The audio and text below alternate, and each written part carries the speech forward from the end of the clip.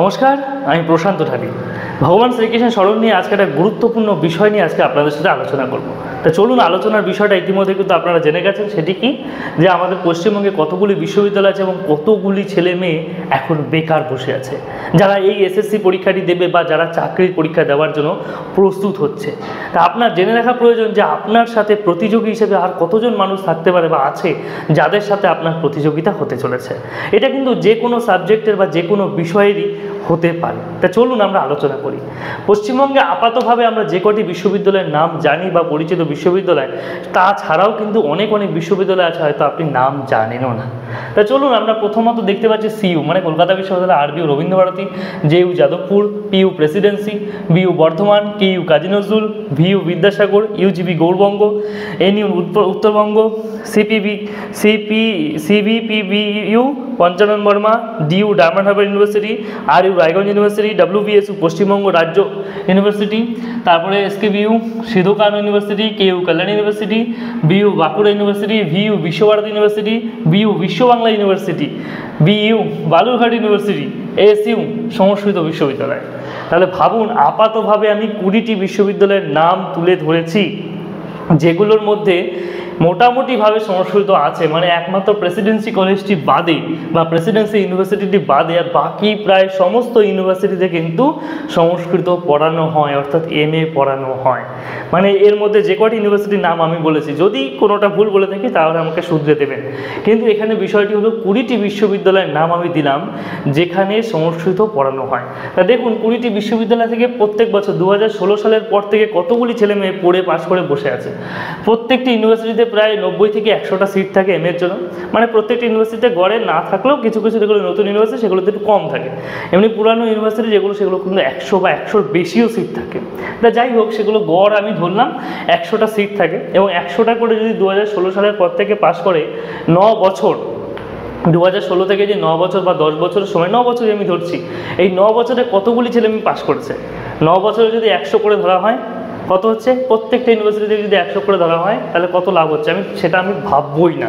আমি মনে করছি যে ওই 100 জন মানুষ পাস করেনি, আর প্রত্যেকটা ইউনিভার্সিটি থেকে 60 জন গড়ে পাস করেছে। 60 জন, 60, অনলি 60 বা 60 জন করে যদি গড়ে পাস করে, 60 গুণ 20টা ইউনিভার্সিটি, তাহলে 20টা ইউনিভার্সিটিতে হচ্ছে 1200।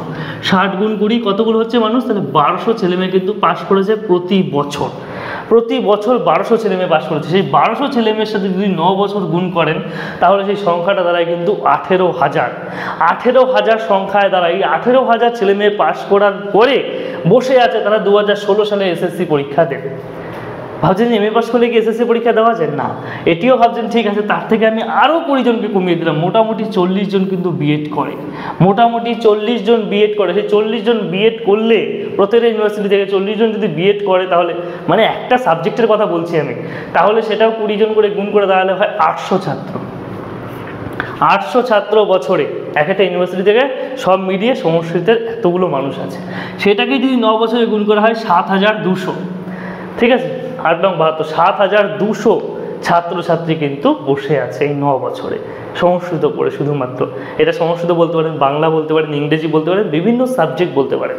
যে কোনো সাবজেক্টের ক্ষেত্রে কিন্তু এতগুলি মানুষ পড়ে বসে আছে। অর্থাৎ 2016 সালের পর থেকে, শুধুমাত্র 2016 সালের পর থেকে এই ইউনিভার্সিটিগুলো থেকে এত পরিমাণ ছাত্র এক একটা সাবজেক্ট থেকে পড়ে বসে আছে। 7,200-র বেশি ছাত্র বিএড করে বসে আছে।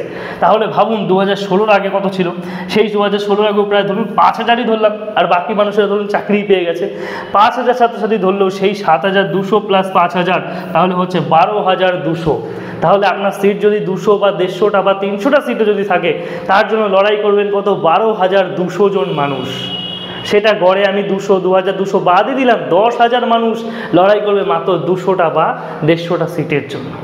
একবার ভেবে দেখেছেন তাহলে লড়াইটা কতটা মজবুত এবং লড়াইটা কতটা শক্তিশালী হওয়া উচিত? একবার ভেবে দেখেছেন? আমাদের পশ্চিমবঙ্গের শিক্ষা ব্যবস্থা, আমাদের পশ্চিমবঙ্গের শিক্ষক সংকুল একেবারে বিনাশপ্রাপ্ত হয়েছে। এখন যাদের যোগ্য শিক্ষক, অযোগ্য শিক্ষক যারা চাকরি পেয়েছিল, তারা বর্তমানে মানে সমস্ত কিছু হারিয়ে একদম বেকার হয়ে বসে আছে। তারা মানে কি যে অবস্থার মধ্যে পড়েছে, মানে ভাবারও বাইরে।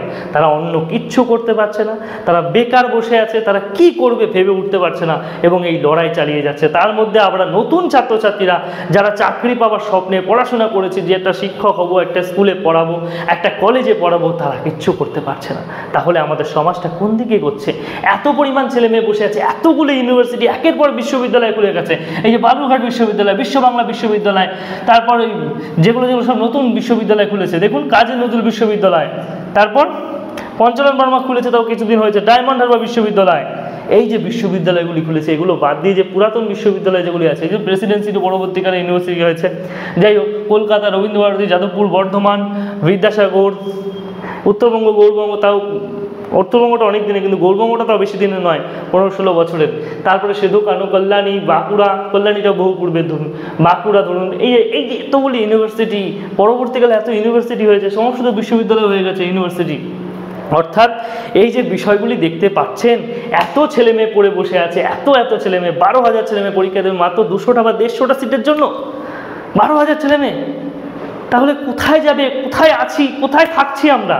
পড়াশোনা কি করতে করছি?